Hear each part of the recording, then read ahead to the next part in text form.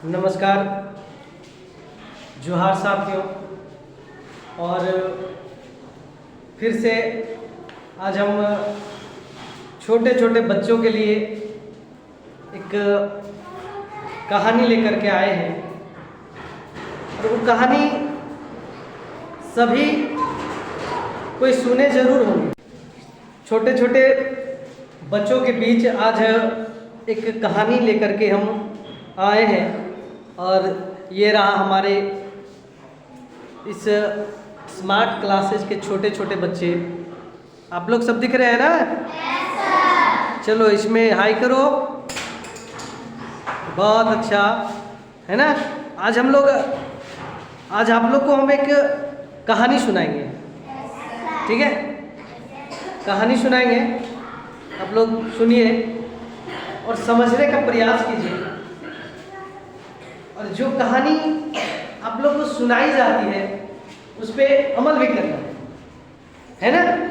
सोचना भी है और समझना भी है ना। तो सबसे पहले एक छोटी सी गीत के माध्यम से आप लोग के चेहरे पर थोड़ा खुशी देखना चाहते हैं, है ना। आप लोग भी इसमें देखिए, ठीक है। छोटी सी प्यारी सी नन्ही सी आई कोई परी, छोटी सी प्यारी सी नन्ही सी आई कोई परी, भोली सी न्यारी सी अच्छी सी आई कोई परी, पालने में से ही झूलती रहे, खुशियों की बहारों में झूमती रहे, गाते मुस्कुराते संगीत की तरह, ये तो लगे रामा के गीत की तरह। रारू रारारू रारारू रारारू। कैसा लगा? चलिए, अब आप लोग के बीच हम आज एक छोटी सी कहानी लेकर के आए हैं। उसमें है झूठ का फल। देखो, जब तुम लोग के जैसा ही एक बच्चा है, एक लड़का है, उसे उतनी समझ नहीं है, उतना समझता नहीं है, तो वो या कह दो तुमसे थोड़ा बड़ा भी है तो उतनी समझ नहीं है। तो हमेशा क्या करता है? वो हमेशा झूठ बोलने का प्रयास करता है ना। सबसे पहला झूठ हम लोग अपने घर में ही सीख जाते हैं। कहोगे कैसे?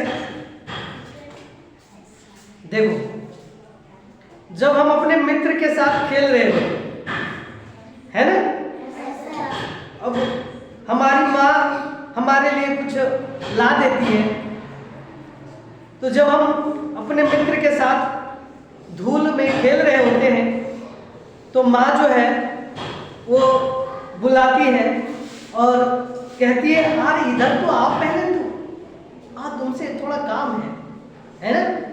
और बस बच्चे के हाथ में जो खाने की चीजें होती है उसको दे जाती है ना। अब बच्चा दौड़ करके अपने मित्र के पास जाना चाहता है कि चले हम मित्र के पास, लेकिन उसकी माँ पकड़ती है उसको, अरे रुक जा, तो पहले यहाँ खा लो, उसके बाद अपने मित्र के साथ जाना, है ना। उसको वहीं खाने के लिए कह देती है माँ। और बच्चा जब निकलता है तो अपने साथियों से कहता है, उसके साथी पूछता है, कुछ तो बात है, तुमने तो कुछ जरूर खाया होगा। तो वो कहता है, नहीं हम कुछ नहीं खाए, मेरी माँ तो ऐसे बुला रही है ना।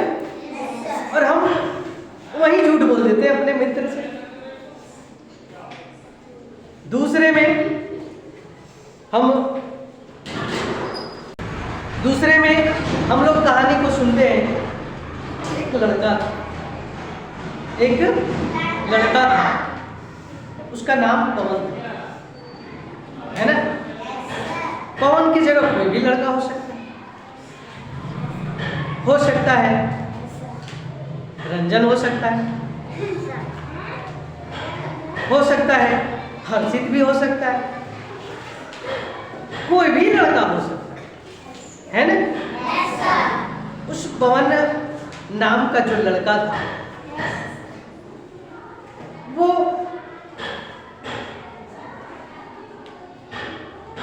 अपने भेड़ को लेकर के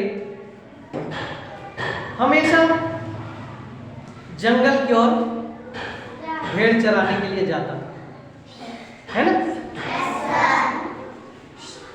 भेड़ चराने के बाद बैठे बैठे उसके मन में कुछ कुटिल बातें, कुछ ऐसा विचार आया जिससे कि लोग जो है, लोगों को हम बेवकूफ बना सकते हैं, है ना, मूर्ख बना सकते हैं। लेकिन ये उसको पता नहीं था कि हम मूर्ख बनते हैं। जैसे कभी कभार हम लोग जब किसी दर्जी के पास जाते हैं तो दर्जी जब हमारा माप लेता है तो हम पेट को ऐसे कर दिए, ऐसे बैठ गए, है ना। अब घर आए तो क्या बोलते हैं कि जानती हो मम्मी, आज हमने क्या किया, दर्जी को ठग दिए। तो सचमुच में तुमने दर्जी को ठग दिया या तुम ठगे हो? क्या हुआ? दर्जी को हमने ठगा नहीं, बल्कि हम खुद ठगे हुए। तो वह पवन सोचता है कि क्या किया जाए, तो उसने झूठ मूठ में चिल्लाना शुरू किया, है ना। चिल्लाना क्या शुरू किया, भेड़िया आया, जोर जोर से चिल्लाना शुरू किया। आखिर मुसीबत में कोई रहता है तो हम लोग दौड़ करके जाते हैं कि नहीं। तो वैसे ही पवन की आवाज को सुन करके, या तुम ही अगर चिल्लाओगे तो क्या तुम्हारे बाबूजी, तुम्हारी माँ, तुम्हारे आस पड़ोस के जो भी रिश्तेदार जो भी हैं वो दौड़ करके आएंगे क्या नहीं? आएंगे। और वैसे ही सारे गांव के लोग वहां पहुंच जाते हैं। पूछता है उससे, क्या हुआ, कहां भेड़िया है? वो क्या करता है, जोर जोर से हंसने लगता है। हाँ, मैंने तो सबको बेवकूफ बना दिया, पूरे गांव वाले को ठग दिया। बात सही है ना? अब सारे गांव वाले निराश मन से वापस अपने काम पर लग जाते हैं। और इसी तरह से एक बार फिर दूसरे दिन वो फिर से चिल्लाना शुरू करता है। कहता है फिर से कि भेड़िया आया। और फिर से गांव के लोग उसे बचाने के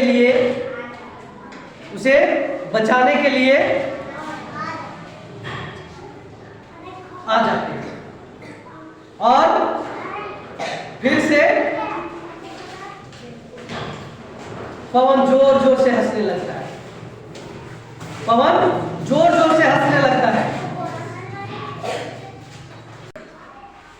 फिर से जोर जोर से चिल्लाना शुरू करता है, भेड़िया आया। फिर से गांव के लोग जुड़ जाते हैं और फिर से ये मजाक बना देते हैं। लेकिन तीसरे बार सचमुच में भेड़िया आ गया, सचमुच का भेड़िया। अब इससे कोई उपाय नहीं सूझने लगा पवन को। अब वह जो है पेड़ पर चढ़ करके जोर जोर से चिल्लाने लगा, भेड़िया आया, बचाओ। लेकिन इस बार किसी ने उसकी बात नहीं सुनी, किसी ने नहीं सुना। सभी ने उसको नकार दिया, क्योंकि पहले उसने 2 बार झूठ बोल चुका था। और जब सचमुच में मुसीबत में पड़ गया तो उसे बचाने वाला कोई नहीं है। और इस प्रकार से इस कहानी से क्या सीख मिलती है कि हमें कभी भी झूठ नहीं बोलना चाहिए। नहीं तो जब हमें जरूरत होगी, लोगों की जरूरत होगी, अपने लोगों की जरूरत होगी, उस आवश्यकता पर ही हमसे लोग मुंह मोड़ लेंगे, है ना? हमसे दरकिनार हो जाएंगे और हम उस मुसीबत में फंस जाएंगे। इसीलिए कभी भी झूठ नहीं बोलना।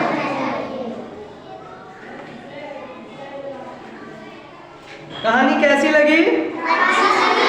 अच्छी लगी ना? चलो, बहुत अच्छा, धन्यवाद साथियों। और इस कहानी के साथ मैं फिर से आपके बीच अगले टॉपिक पर अगले दिन डिस्कस करने के लिए इसी चैनल के माध्यम से आऊँगा।